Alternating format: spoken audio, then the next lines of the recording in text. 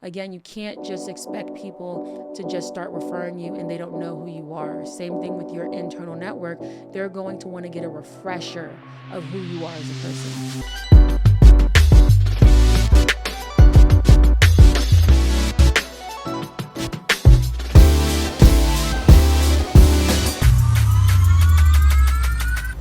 Welcome everybody to another edition of the Tech Woke Podcast. I'm your host, Chris, and today we're going to have a great podcast.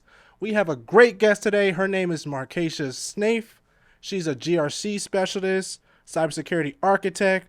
She's a founder of You Deserve It Consulting. Without further ado, we're going to talk to Markeisha Snaith. How you doing? I'm good. Thank you for that introduction. Yeah, it's fire. You know, I do my research. You know what I I'm see saying? that.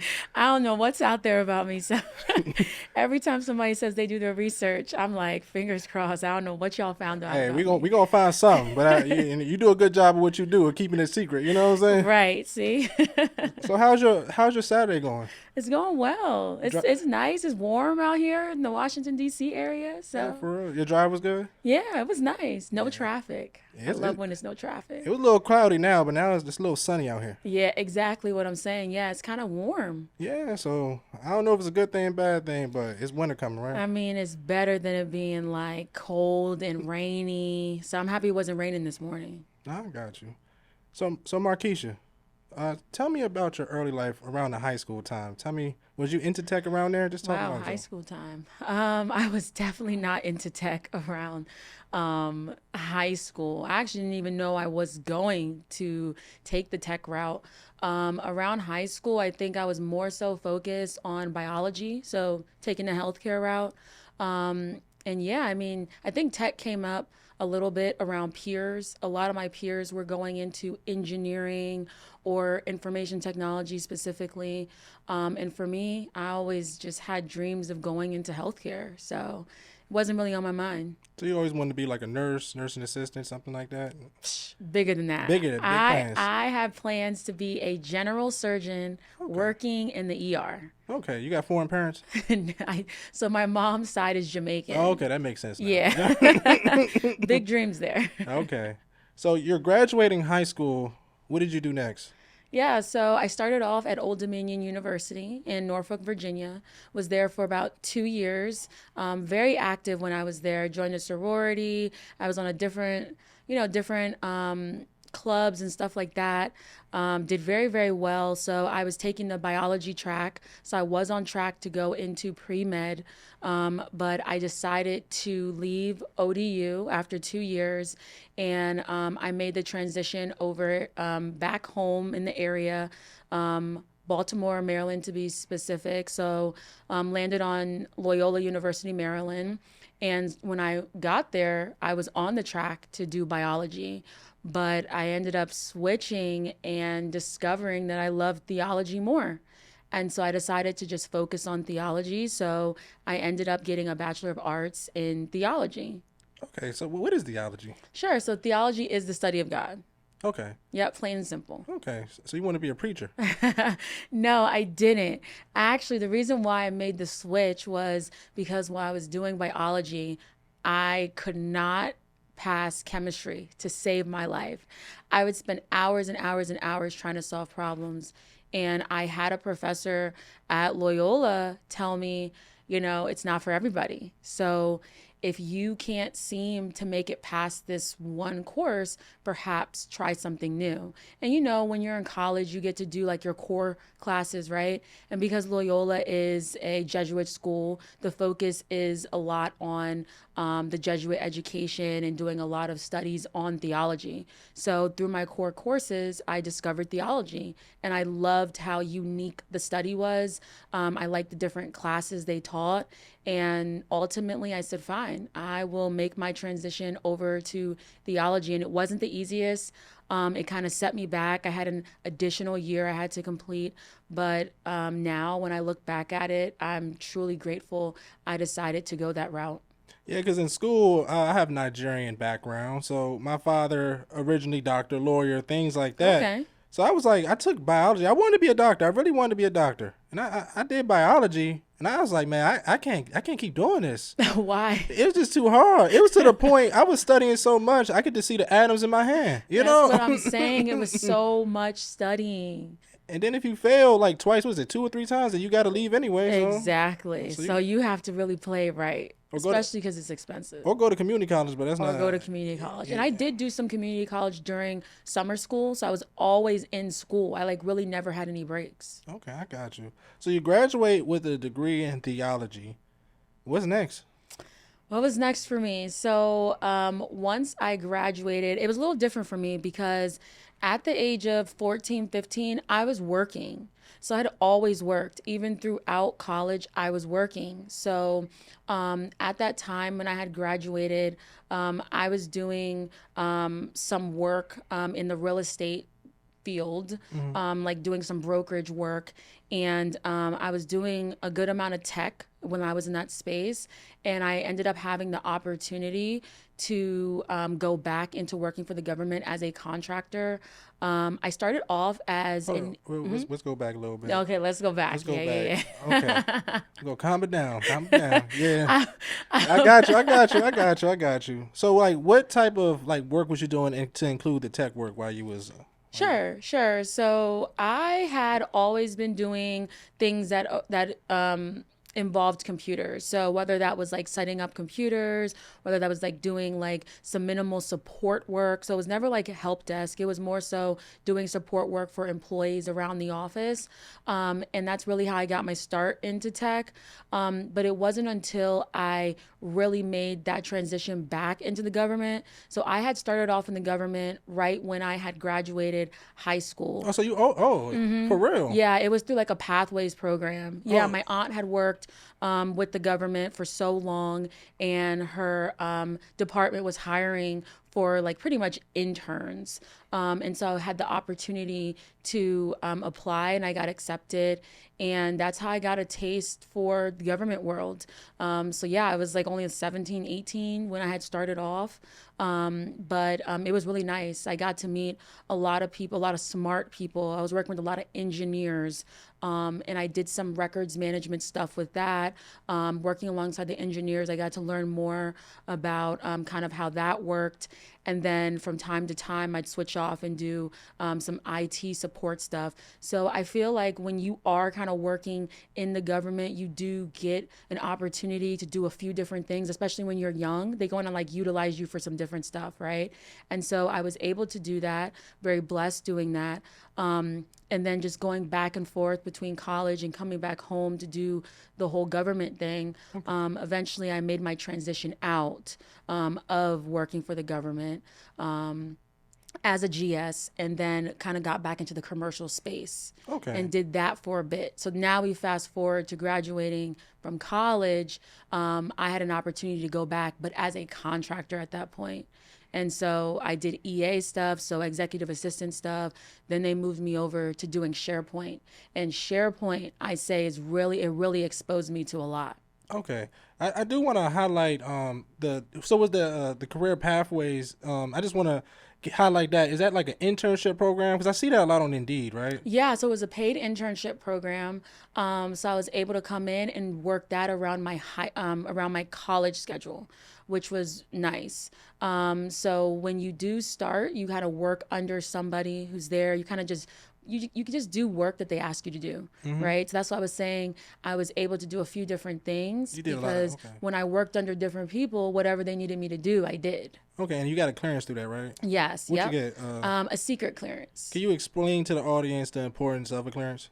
Yeah, so I mean, I'm not a fan of having a security clearance Understand. because I feel like it gives the government, an opportunity Too to kind much. of pry, right? I'm kind of a more secret person, but I think that having a government clearance, I think that it can really open up a lot of doors for you. So if you're somebody who's looking to really move up and kind of have an easier route into getting higher paid positions and moving through the government, having a government clearance is going to be important. Okay, okay. So back to the contractor position. What was the role again? And can you elaborate? I know you mentioned SharePoint, but what was the role again? Absolutely. So the roles, honestly, what was that role called? So when you come in as a contractor, sometimes you're kind of just like you come in because there's a bid available. So when you come in, you're kind of just like they kind of give you whatever title. So at that point, I believe I my title was like consultant or something. But I came in to do executive assistant work for a GS15. Portfolio individual.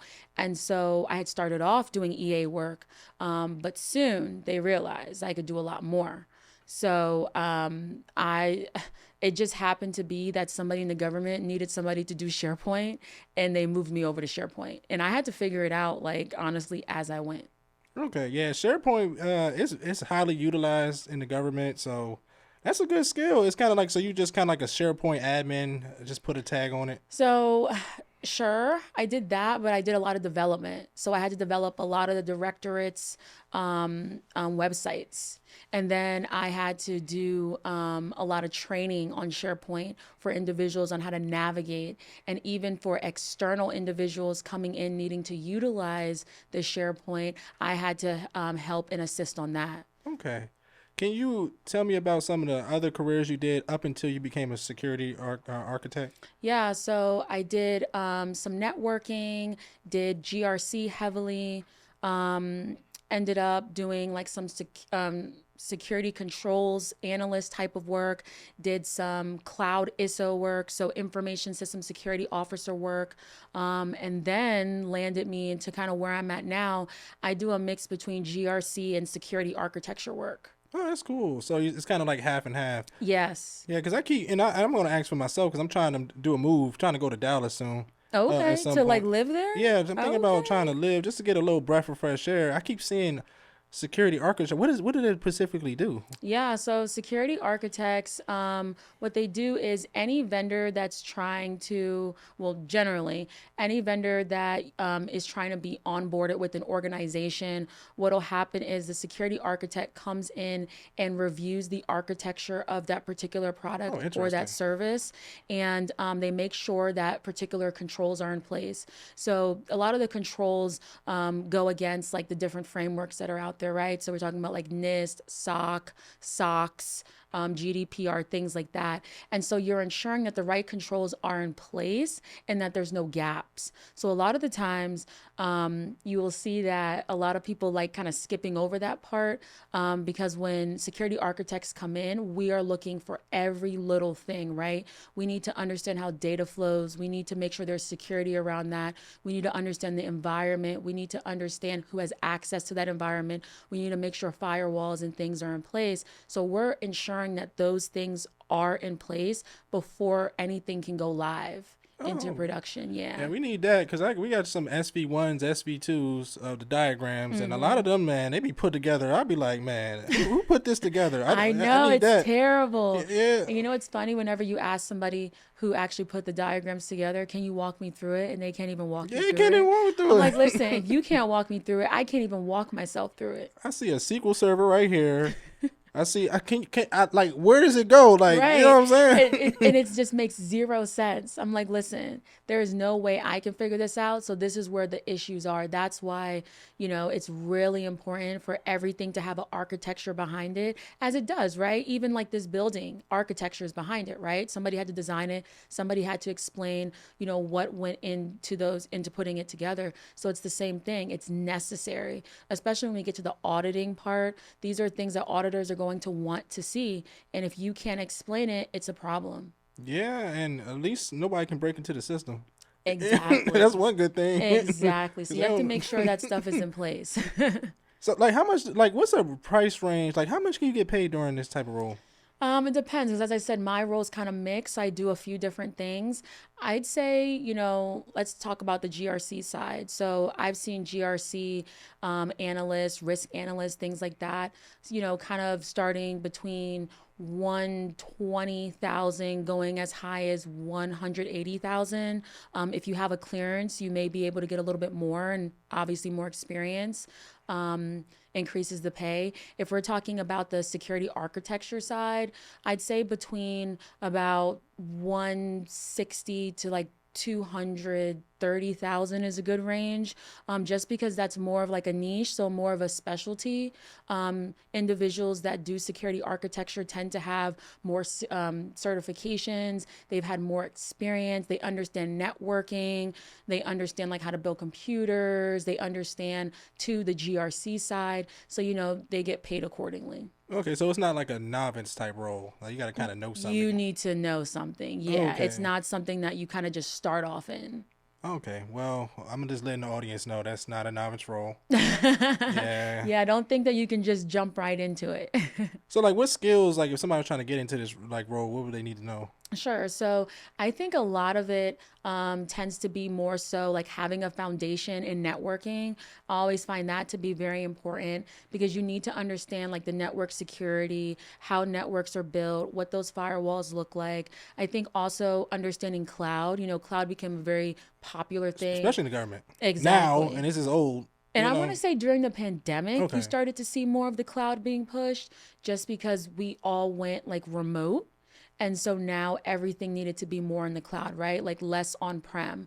So understanding cloud, understanding the cybersecurity side of things, also understanding regulations and frameworks, that's necessary.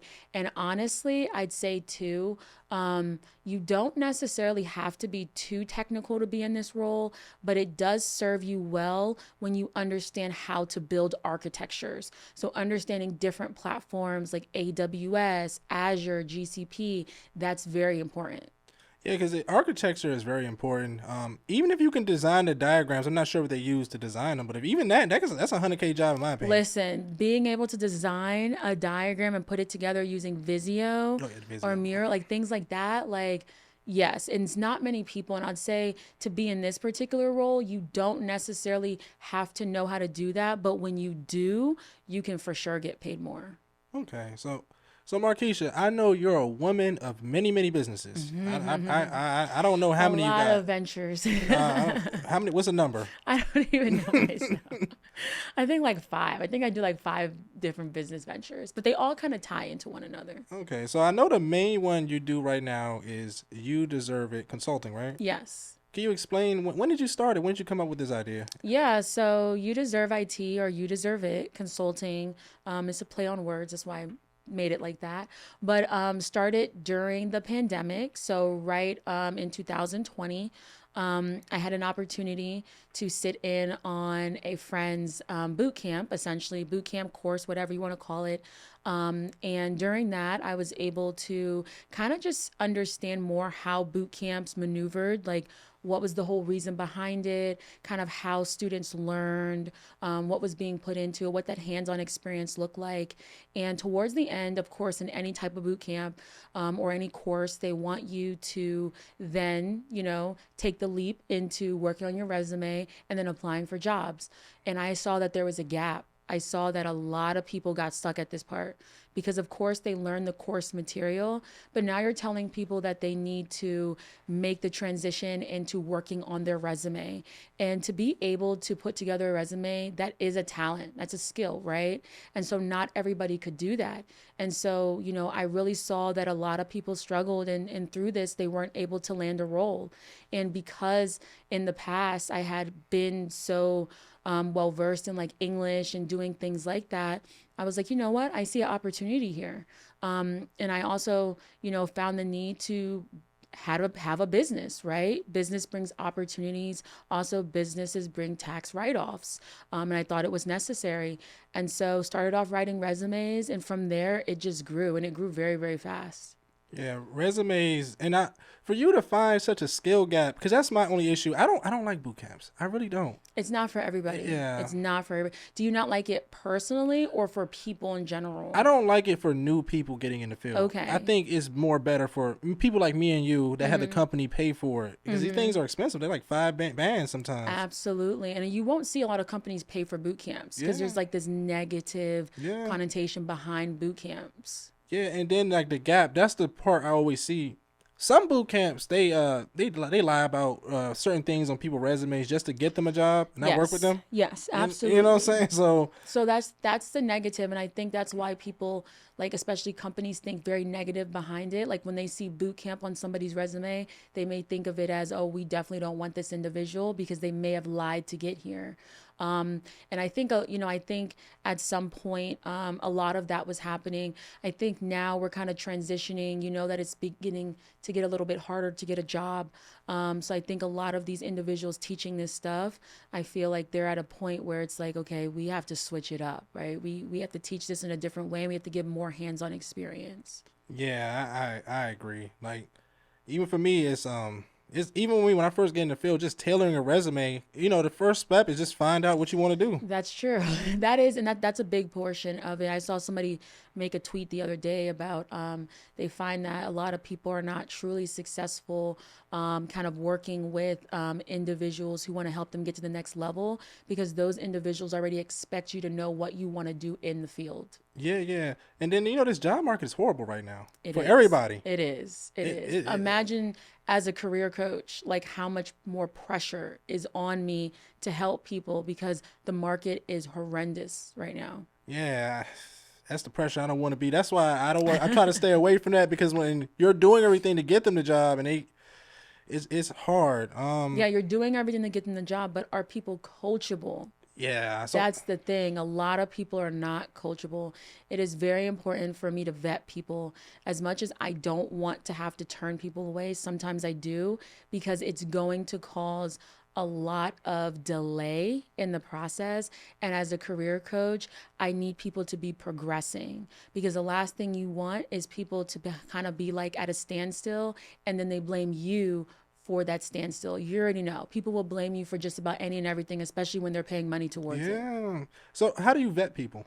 So through my process, when anybody initially goes on to my booking link to book an initial like 15-minute consultation with me, I do ask a few different questions. But when I actually get into that call, one of the things I ask is, like, what does your support system look like? How long have you been looking for a role? Have you worked with anybody in the past? And if they say yes, who were those individuals? Why didn't it work out? Why are you here today? Things like that. What is your, how do you study? What time do you have to put towards this stuff? And that's how I'm vetting, because if people are responding in or with answers that's not necessarily what I'm used to or what I'm looking for, I have an idea of kind of how it's going to go. Okay. So what are some of the problems that people have getting into the field? I'd say that people are not, let me start off here. People have issues getting into the field because they're not consistent with applying for jobs. Also, they're having issues going through the interview processes. So, now interview processes are used to be what, like one or two interviews. Now you're seeing panel interviews, you're seeing 4, 5, 6 rounds for interviews. I've gone through 7 round interviews, right? So you're seeing that happen. People are getting discouraged. So it's that consistency. Once they feel like this is not working out, they get discouraged or they stop being consistent. They don't want to put in the work. And so I find that a lot of people are saying, oh, well, my resume is not working, or I just can't get past the interviews. It's things like that. But it usually comes back to just being consistent and truly having faith. Yeah, because even when I was first trying to get in the field, I think I applied almost 300 jobs over the course of a year. You're not the first one to say that. And the thing that set me apart is just the consistency. I keep saying no's, Yeah, and and so it's discouraging, right? yeah, it Yeah, hurts. yeah. And Yeah. so, I mean, with you applying to so many roles, kind of like was your thing, like how were you staying on top of that? And So for me, I had a girlfriend at the time. We lived together, and I was like, well, I didn't have a job, and I was like, if I can't get a job, I can't look this woman in the face. yeah. Yeah, I don't want when you like those guys that lay in the bed all day, don't do nothing. Right. You It, know what it's it's I'm harder as a man. I saying? can I was imagine. like, I'm good. You know what I'm saying? So that's Right. why I kept applying every single day. But the thing that set me apart, which we want to get into, is just focusing in on one thing, and that's Okay. what got me the So job. more tailored to like that particular role? Yeah, Because at that time, can I assume you were just applying to just any and I was everything? just You playing became everything. desperate. Yeah. So we're gonna go into it now. So we're gonna just do a little demo, just have a little Okay. fun with it. All right. So I'm gonna pretend my name is Chris. You're gonna pretend your name Obviously, is well, I'm Chris. gonna pretend. Okay, well, my name is Jake. I am Okay. Jake. I'm not from State Farm, but I'm Jake. I just freshly graduated college. Okay. I'm 21 years old. Currently, I'm working at McDonald's, All making like right. 30, 40K. I have my security plus though. Okay. But I'm trying to get into cybersecurity. And All my right. degree, by the way, is in, I'm gonna say engineering. Geesh, engineering degree in engineering, and you ended up landing at McDonald's. Yeah, I don't, job market, huh? Ah, And man. you'll be surprised. So I'm trying to get into cybersecurity. I have my security plus. I'm trying to transition from engineering to this. What's the first step? Sure. So generally, when people start working with me, one of the biggest things is we need to assess your skills, right? So we need to understand what your current skills are and what are your best skills. Another thing I look at too is transferable skills. I think sometimes people miss that. Like transferable skills are a thing. I think sometimes people get so caught up in, oh, I don't have this or I don't have that, but it's beyond that, right? Everybody has transferable skills. And so we do a skills assessment. Then, what I like to do, I like to go a little step further and I like to understand your likes and your dislikes in your current role, right? And so, whether that's, hey, I hate speaking to people every day, or hey, I hate working solely in the back office, right? Or one of the things I don't like to do is I don't like to code, things like that. I'm just making it up, right? Those are things that we look for. So, we start off with a skills analysis, is what I call it. Okay, so I'm Jake. I'm trying to get into GRC. What are some transferable skills? Sure. So, some transferable skills getting into GRC is what are your understandings of kind of like policies and like rules, things like that? Like, if you have a slight understanding of that, like documentation and things like that, which, in my opinion, people do have that understanding, that's a transferable skill. If you speak to people, so customer service, that's a transferable skill. If you're analytical, right? And just because Jake works at McDonald's doesn't mean that Jake doesn't have analytical skills, right? Especially coming from a background of getting a degree in engineering at some point, you have to be somebody who thinks beyond just the average individual, right? And so those types of skill sets are going to be what's transferable. Okay, I got you. Like even analytics, like even checking the prices, that's analytics right there. Talking to Exactly. people, a lot of people are not, Problem yeah, solving. problem solving. People pull up to McDonald's, they're not happy. You have to try to resolve their issues without having to get management involved. So that's something big there too. Okay, so and just to elaborate too, so you need technical skills too. So I'm going to GRC, right? You don't want to necessarily make it up, but like for example, I go on Indeed, I'm looking at GRC positions. They say NIST guidelines, POAM stuff. Is there any way I can do that at home and put on a resume in a way to without lying, but you're actually learning? Right, right. So when it comes to GRC, I won't say that you necessarily need technical skills. Now, if you're an individual that does have a background in like incident response or a background in maybe help desk or a background in computers, it does serve you best, right? Like you're great because you have that technical skill set. But to be honest, you don't need to have technical skills to do GRC. A lot of GRC is mainly understanding the rules and regulations and what's necessary for organizations to have to be in compliance. But to get back to your question where you're saying, can you get some of these, hands-on experience at home? Absolutely. Some of the things, I would recommend for Jake, if Jake was my client, was that let's look at policy writing. So giving examples of different policies and having Jake go through and read those policies and see what really stands out, so like let's say if we're looking at a disaster recovery plan, right? That's one of the policies that you're going to see a lot, policies, plans, procedures in GRC. So making sure he has a better understanding of what is needed to put something like that together is going to be important. So as he's reading through the DRP plan, he's going to see things that stand out, like what are your RTOs, what are some of these assets that you have, what are some of your critical, your What do your vulnerabilities look like? What are some of like your critical assets that you have? Kind of what is your testing looking like? How often are you doing that? What roles do these people play within the organization? Now, for him, as he's reading that, he's going to start becoming more familiar with what is necessary for DRPs. So he's going to be more confident going into an interview. Same with poems. Yes, I'll always giving examples of what a poem entails and how to write a poem. So as he's doing more and more and more of that, because I'm giving him controls and I'm saying this control failed, the reason why the control failed, and then he's creating poems, he's going to get that hands-on experience. Okay, yeah, you're killing it right here. Okay. So after we got all of this information, we're going to start formatting it into a resume, right? Absolutely. So the biggest thing when it comes to resumes is being able to showcase how your skill set is transferable to the role that you want. So I find that a lot of people, even what you were saying when you were applying for so many roles and you had to narrow it down to one, a lot of people's resumes aren't tailored to that one role. The cool thing about GRC, it's so many different types of roles that you can do, right? So you can do like risk management, you can do security control assessor, you can do ISSE, you can do ISSO, you could do a lot of different things, right? GRC analyst. And so one resume can work for all of those different things, which I love.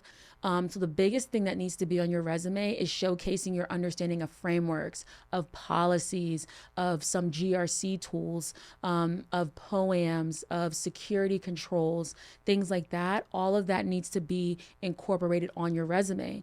So a lot of the times people don't understand that they've been doing some of this stuff already in previous roles, right? There's compliance everywhere. You have to be compliant with a lot of different things. So we're adding that, the customer service aspect, we're adding that into there, the project management aspect, we're adding that into their resume. Skills section, we're making sure we're adding enough skills that make the most sense for that particular role. As I'm working with Jake, he's starting to get some of these skills, right? So we're adding that throughout the resume. Professional summary, that professional summary is going to speak to the particular role that he wants, but it's also going to speak to how over time his experience has related to that role that he wants. Okay, that's. I wish I had you back then. I probably would have got a job in less than a year. Right. And the whole point of a career coach is to also, speed up the process. So it shouldn't take that long to get a role. And I will say, if somebody's harder to coach, it can turn into that, right? It's a lot of hand holding there. But as somebody who is coachable and somebody who follows the guidance that you give, it's meant to expedite the process. So it used to be 3 to 4 months to find a role. I'd say about 4 to 6 months we're looking at now, just because the market's a little different. Can it be quicker for some people?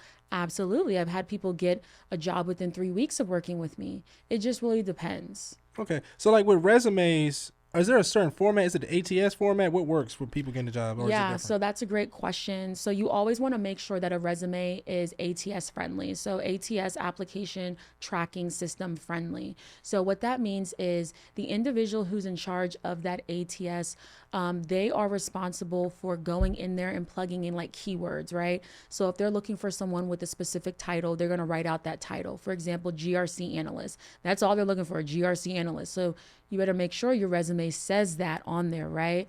If they're looking for someone with particular skills, they're going to write that on there. They're looking for someone with those particular skills, education, etc. So that's why you always want to make sure your resume really is tailored to the role that you want, because when your resume goes through or when you submit your application, you don't know if that company has an ATS. And if they do, the next step is your resume and your application being downloaded into that ATS, and it's literally scanning, right? The AI is scanning to see if you have those particular keywords, and it needs to be a certain match. I think it's about between 80-85% match. If you don't, you can find yourself getting put into the rejection pile immediately. And you can bet, HR, the recruiters, they're not looking in that rejection pile. They're only focused on that accepted pile. Yeah, because a lot of times I get a job, right? Get a job interview. I'm talking to that recruiter and they don't even look at my resume.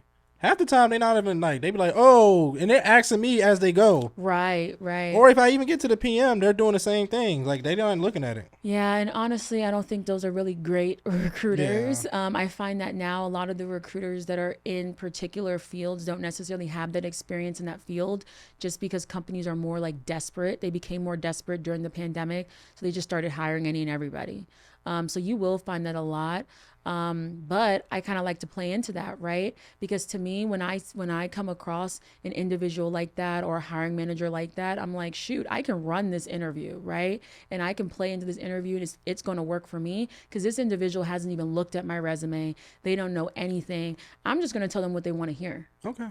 So there's a lot of people that's trying to get into cybersecurity or tech in general that don't know what they want to do. How do you help people find what they want to do? Yeah, sure. So a part of that skills analysis, the second portion of that is a gap analysis. So through that, we kind of, I say we, because myself and the client, we pretty much end up learning what makes the most sense to you, right? So based on your likes and your dislikes, we can narrow it down to the type of role that makes the most sense. And from like, I don't know, we can narrow it down to like 8 different roles. From there, I always have people go and actually take a look at some of like day in the lives. So I think that was super helpful during the pandemic when people started getting on TikTok and talking about what their day in the life looks like. So I have my clients go take a look at that. I'll also have my clients look at some job postings for those particular roles and to read through the responsibilities and see if that's of interest to them. From there, we're able to really narrow things down to maybe like two or 3 roles. And then from there, we just find out, what role is going to require you to get more certifications or higher education. If it doesn't work within the time frame we're looking for, then we need to cross that role out. Okay, so there's high level tech roles. I'm just gonna say example, pen tester. GRC on the lower spectrum. If somebody comes to you wants to be a pen tester off the break, would you say that's a easy task to do, or would you start them off something that can laterally get them to that position? Yeah, we need to start them off with something that's going to get them there. I think pen testing, I think you really need to be technical, and you do need to have a networking background. You need to understand how threats work. You need to have a cybersecurity background. So trying to get into that role right off the bat, that's too advanced in my opinion. An individual needs to be looking more so into like some like threat detection, maybe some incident response, even some engineering could help as well, and then they can make their way into that role. Okay, and so I wanted to touch another portion of it.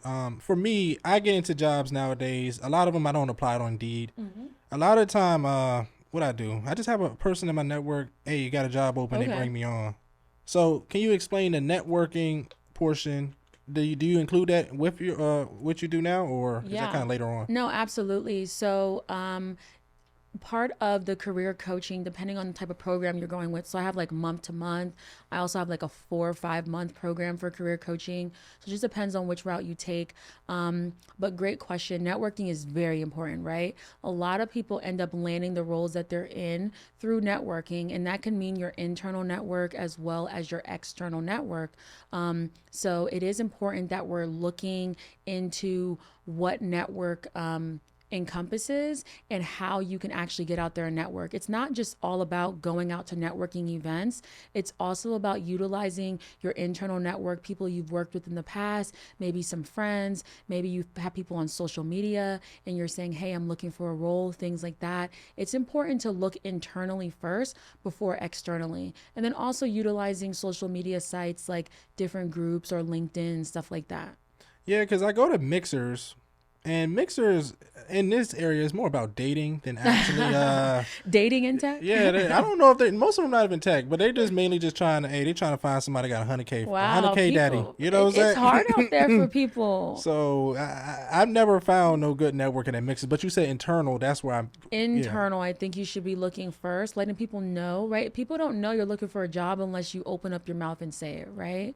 Same as people don't know what you do unless you say what you do. So just hitting up people saying, hey, I know we haven't spoken in a while.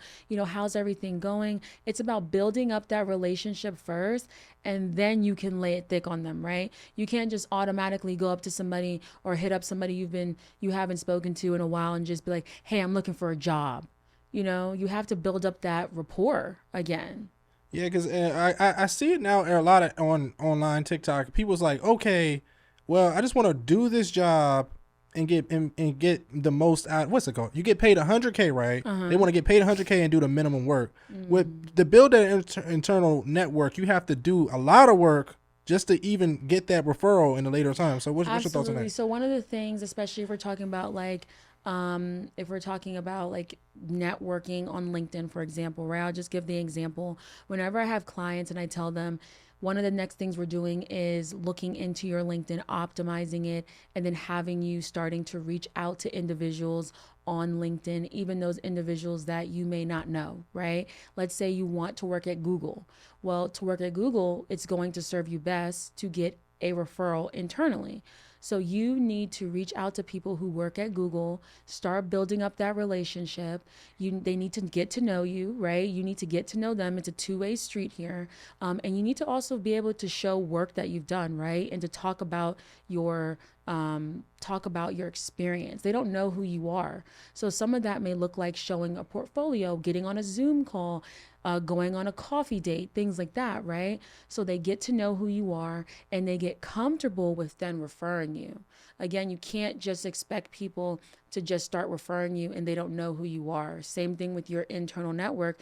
They're going to want to get a refresher of who you are as a person. Yeah, because once they get that referral, that's pretty much putting your name on it. If I refer you, it's like, okay, so if you don't do good, Yeah, it's a bad look. Yeah. Exactly. People care about that stuff, Yeah. especially when they're working at either super smart companies or companies that's like, part of like the most like, the big companies like Google and Microsoft. They don't want their reputation to be tarnished. Yeah, can you explain a little bit about, because I know you're speaking at GovTechCon, right? I am. I am speaking at GovTechCon in December, to be exact. Oh, how would a person network at a GovTechCon? And I know people want to go after the speakers, but just how would you network if you was Oh, just... yeah. I don't think that you should just go after the speakers. I think you should go after everybody, right? The speakers are probably very difficult to get a hold of, number one. But again, everybody's coming to these events because they are either in tech or wanting to get into tech. So the best thing I say when it comes to that networking is introducing yourself and being ready to set up a meeting. So before you walk away from that individual, already have something scheduled. Don't do the thing where, oh, let's exchange LinkedIn's, let's exchange contact. You need to make sure you're scheduling a meeting right then and there because it gets a little difficult. These people are also meeting 30, 40, 50 people as well. It's too difficult after to have to end up reaching out to everybody a day, 2, 3 days later. So you want to make sure you're on that person's calendar immediately.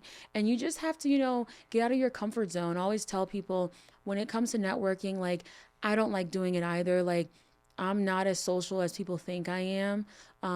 But I realize that at the end of the day, everybody has something they're afraid of, right? But to be successful, you have to get out of your comfort zone. So finding something that you can relate to, maybe that person's wearing one of your favorite colors. You can go up to them and say, oh, that red looks really nice on you. Or, wow, your hair looks really nice. Or, hey, what brings you here? Are you from this area?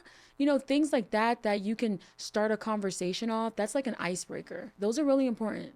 Yeah, because I'm an introvert too, but people surprise sometimes because Exactly. People are always surprised. yeah, but the best thing I heard from that is schedule. That's my only issue. After the event, it's hard to schedule It's so people. hard. People are so busy. They can't even remember you. They met like Yeah. 50 people. Get it on the calendar. Have your calendar ready, whether it's a Calendly, whether it's something else. You have to get them scheduled in ASAP. And what about adding value? Because I keep hearing this in I don't know. Sometimes people just want to help. I don't know if you always have to have value for somebody to talk to you. What's your thoughts on that? So I think the value thing, I think that's important. I think people see it as You want to be able to give instead of just always taking. But I think there's different ways you can add value, right? You could be a connector. I've met so many connectors. I think being a connector is like key, right? I'm trying to get to that position where I just start connecting people to each other. So I think understanding what people do, being able to capture that and, remember what the things they do and be like, you know what, I may have somebody who I can refer over to you, or I may have somebody else I can connect you to, that I think you'd find value speaking to. I think that shows the value you're adding. It's not just about, oh, we're both pen testers, or, oh, you want to get into GRC and you're already doing GRC. Like, I think it's more than that. Okay, yeah, because I talk to some people, and sometimes I'd be like, oh, they're overly valued versus me talking to them. But a lot of the times they just say, hey, yo, you just talking to me adds value because there's a lot of things they learn. Exactly. You just Yeah. never know how you can like relate to somebody. You never know. Also, it's not just about careers, right? I think people go to these networking events and it's just professional, professional, professional. You can find friends out of this. You can find people who can help, you do other things in life. So don't just go with the mindset of, oh, this is just for my career. This could help you, personally as well. Yeah, because I made so many friends in the tech industry just going to conference. So I agree with you Yeah, 100%. exactly. I've made a lot of friends on social media. I Yeah, mean, you never know who you might find your friend for. So we're gonna slowly wrap things up. sure. Can you tell the audience where they can find you? Yeah, absolutely. So I have a few different personal pages, but Twitter I really utilize for a lot of just my social talk and also business talk. So if you don't mind, listening and hearing on my personal tweets, you can find me at underscore M as in Mary, S as in Sam, T as in Tom, R as in Robert, D as in dog, O as in October, and M as in Mary. Stands for Masterdom. So you can find me on Twitter with that. Also, I do have a website, www the letter U, deserveitconsulting.com. That's where you can find me as well. If you prefer to reach out to me via phone, you can always text me at 505-585-4194. And if you want to send me an email, you can send me an email at remember the letter U, deserveitconsulting.com. Okay, and also, what's your goals for the next 5 years? Ooh, that's a good I always question. ask, so What are I can my show you this video. goals? Well, you know what? I mean, I hope to be retired by then, Okay.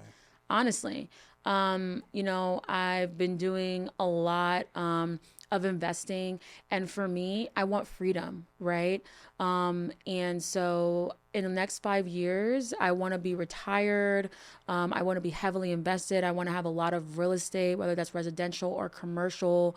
I also want to be more of a philanthropist. So I really want to, give back and really help people. I want my businesses to be at a place where I can actually sell them. So that's where I see myself in the next 5 years. I love that. I gotta check one out. That's a good one. You know what I'm Thank you. saying? Because at Yeah. the end of the day, you work hard for your kids. I'm not sure if you want to have kids, Yeah, things yeah, like yeah. that, for your peoples. Just take care of things and just live your dream. Travel, have a good time. So I love that. Exactly, exactly. So that's really important to me, the freedom aspect. I don't want to be tied down to doing a lot of things for other people. I want to be able to like write my own schedule. Like when I want to wake up when I want to wake up. I want to give back because I want to give back. And I want to add value to people. And so to me, that's, it's more so entrepreneurship that's going to be able to get me there. So. Okay, yeah, that's great. And that's a great goals. I can't wait to see it. I'm gonna definitely ask you again. Yeah, and then Yeah. in five Let me show you years, this right? video time. Yeah, yeah. Well, hit me up in 3 years. I probably will be there Oh, already. okay, even better. I'm gonna expedite this. Okay, so for the audience that's watching, I want to give them a discount. What you think is good? 10, 20%? What you think? Let's see, 10%. I think 10%. 10%'s good. Okay. Yeah, yeah, yeah. 10%'s good. Okay, so if anybody's watching and they need consulting, a career coach to get into cybersecurity, any technical field, hit up You Deserve It IT Consulting. I'm going to put the link down in the description. Just use the word tech woke so you can get the 10% off. But just check her out. She's very good at what she do. She's in the field. So definitely check out her career consulting. And Thank you. and also thank you for being on the podcast. I Of really course. appreciate Yeah. you. Thank you for having me here. I really appreciate it, especially on a Saturday. Yeah, So, on a Saturday. so thank you. Yeah, because I know you can do a lot. You know what I'm saying? I don't know. I kind of lay low. So Okay, I got you. this gives me something to do. I got you. So, about to wrap it up. Thank you, everybody, for watching the Tech Woke podcast. Remember, like the video, comment in the description. Also, subscribe to the channel. Also, check out the newsletter. Subscribe to the newsletter. And remember, everybody, get 1% better every day. Thank you for watching the video. Peace out, everybody. See you on the next one.